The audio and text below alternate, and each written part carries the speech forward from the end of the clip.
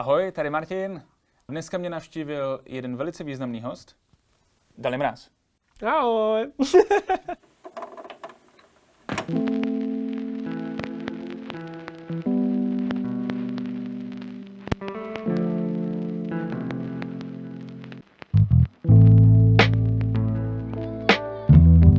Já si myslím, že asi není třeba tě některak představovat, kdo seš, co děláš. Doporučuji všem lidem, kteří Dalibora neznají, aby si pustili nějaký jeho video a udělají si obrázek sami. Poslední video, který jsem viděl, tak je z Dramea, který je ale už asi rok starý, ne? Drameo, no, to už bude, člověče, to už bude rok, letí tak pik. A kdy jsi tam byl? To byl leden, jak prostředek ledna. Jo. Mě zaujalo to téma, jak být skladatelem a ne pouhým bubeníkem? Jo, no to zní trošku arrogantně. Bylo to myšleno jak vlastně jako člověk, který přemýšlí jako koncepčně, jak více globálně jako v hudbě, než jako bubeník, který se zaměřuje vlastně jako jenom na ten nástroj sám o sobě. Jo. To znamená, že ten point byl vlastně, ať ty lidi člověk jako přiměje, a vlastně začnou i trošku více tvořit, protože když začneš tvořit, tak se začneš zajímat o ty ostatní nástroje, což je ten goal, že jo. Protože potom najednou se ti otevřou zase jiné světy. Neznamená, že ty nástroje všechny musíš zmáknout na 100%, ale čím víc jako o nich víš, nebo čím je dokážeš lépe vnímat, v neposlední řadě třeba tvořit, tak potom se ti jako otevírají vlastně úplně ještě jiné světy. A to je vlastně jako řekl bych, že velká devíza. Ty ovládáš ještě nějaký jiný nástroj než bicí a klavír, třeba kytaru, basu? Ovládám. Víš co? Slovo ovládám nevím, jestli je úplně na místě. Jako já hraju jako strašně dlouho na klavír. Aha. Mám na to jako spoustu let, ale pak přišel moment, kdy vlastně jsem přestal na ten klavír cvičit, protože jsem se rozhodl, že nebudu performer, ale že budu spíš jako hledač. Aha.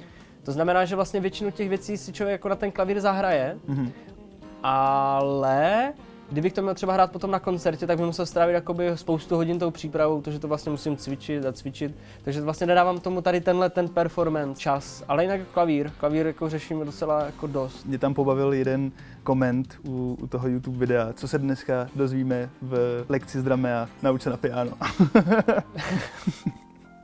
Víš co? Bicí celkově je fakt jakoby hodně jiný nástroj než ty ostatní. Jasně. Pořád kytara, klavír, i ta basa, pořád řeší aspoň jako určité typy linek, zatímco bicí jsou fakt jako na jiné planetce, protože oni podporují jiným způsobem a většina bubeníků vlastně jakoby nepotřebují jako řešit harmonie, nepotřebují řešit blbě řečeno, jako ví, že tam je nějaká melodie, ale prostě si tam spíš drží to svoje. O tom byla právě ta lekce, že by bylo dobré jakoby to vnímat i z těch jako jiných pohledů. Když mluvíme o Drameu, tak ty ses vlastně rozhodl tam pokřtít svoji desku. Congratulations, Dali. Okay. Let it get wet. Oh yeah! There you go, buddy. Mě zajímá, proč ses rozhodl pokřtít tu desku tam? Já jsem si třeba nedokázal představit jako lepší místo, kde bych chtěl svoji desku pokřtít než jako v Drameu. A protože tam je jakoby určitý typ té životní cesty, jsem chtěl završit právě tady tím křtem té desky právě v tom Drameu. A že ti dva tomu albu pomohli se narodit, takže vlastně jsem jako cítil, že vlastně je to vlastně jako hezké gesto jakoby vůči nim a to, co udělali vůči mně.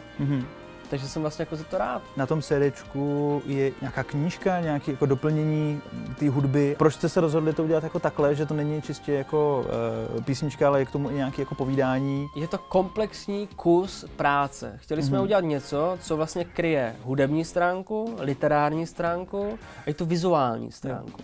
Chtěli jsme udělat něco, co když si člověk jakoby chytí do ruky, tak vlastně opravdu na 50 minut zastaví. Ten příběh tam vysvětluje jako spoustu věcí. Je to určitým způsobem i jakoby zpověď. A každému ten příběh dopadne jako trošinku jinak na tom albumu. To je na tom jako zajímavé. Jak dlouho to trvalo, celá ta deska? Celá ta deska trvala 3 roky. Ono to začalo, když jsem se přemístil do Prahy. Tam začala ta idea toho, jak by mohla vypadat jako deska, která by vypadala jako film. Ale protože jsem chtěl do ní jako střelit spoustu herců, kteří by tam přinesli jako jinou kulturu, kteří by tam přinesli jiné nádechy, vlastně jako by to, že by to člověk měl na té jedné desce, aby to slyšel vedle sebe, ty muzikanty. Říkám, ten proces byl extrémně dlouhý a tím, že jako spoustu těch spoluprácí bylo na dálku, tak i extrémně zdlouhavý. Třeba na jednu basovou linku jsem čekal skoro 3/4 roku.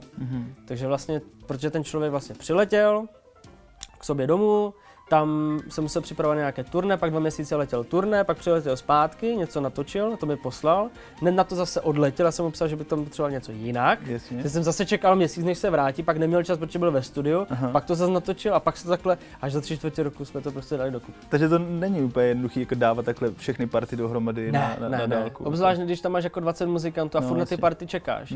A teď vlastně vezmi si, že každý feedback, Každá revize. čekáš měsíc, jo. To znamená, když takhle jakoby koordinuješ tak strašně moc lidí, tak to strašně moc času zabere. Každopádně deska je venku. Dneska je venku. Deska je venku. Konečně. Já jsem si ji poslech, musím jako za mě říct, že je to skvělý počin. Jo, děkuji. Já jsem teda byl chvilkama jako zoufalý, protože jsem si to chtěl hrozně poslechnout. A už nedisponuju žádnou CD mechanikou. Jedině v autě. Ano, přesně tak, v autě. A nebo jsem si to přehrál na PlayStation 1. Jaký vlastně to je žánr? To není progresivní jazz nebo moderní jazz. My to bereme jako prog fusion. Prog fusion. Jo, oni to není jazz fusion, jako i když tam jsou tendence, určitě tam jakoby hodně z toho čerpem, i když nejvíce čerpem asi z klasiky. Zase na druhou stranu nemůžu říct, že to album je měkké. Víš, co to bylo i díky tomu mixu, který jsme potom jako zvolili, protože jsme tomu chtěli dát větší punch. Ono to celé bylo více akusticky natočeno. Což nebylo špatné, ale myslím si, že tak, jak je to teď, tak prostě si zatím jako všichni stojíme, že z toho máme vlastně my sami radost. Jo, to je důležité. Vlastně, když jako pustíme si to, tak to na nás jako má tlak, což nás jako vlastně bavilo a rozhodli jsme se jít tady touhletou cestou. Ty songy na té desce teď hrajete s kapelou někde, nebo teďka s kapelou nehrajete? Hrajeme to s kapelou. Hrajete to s kapelou. Jo, je to tvoje kapela a máš tam ty muzikanty, kteří to nahrávali? Ano. Jo. Ten projekt se teďka jmenuje Dali Mráz Group. Už jsme měli jakoby dohromady 5-6 koncertů vlastně celkově, protože vlastně tu hudbu dostat jako na festivaly není vůbec jednoduché. Jasně. Ale letos těch koncertů se jako rysuje jako o dost víc tím, že jsme i vydali ten level. A už máme jako v ruce nějaký materiál. Nicméně jakoby zahrát si naživo tady tu hudbu, to je strašně jako dobrý.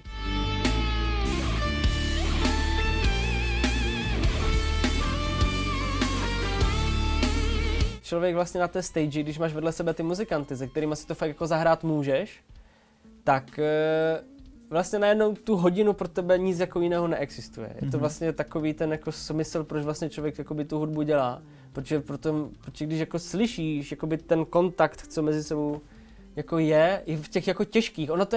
Tahle hudba je jako džungle. Jako když se vydáte do pralesa s mačetou a za váma ta džungle občas zarůstá. A teď vlastně vy se prosekáváte furt dopředu a teď vy najednou nevidíte tam toho hráče a teď vy musíte prosekat k němu a teď zase ho vidíte a ty jsi tady, ještě žiješ, pohodě. A jdeš dopředu a jdete dál. Vlastně takže ono se stává také dobrodružství. Ta hudba, co vlastně děláme, je dobrodružství.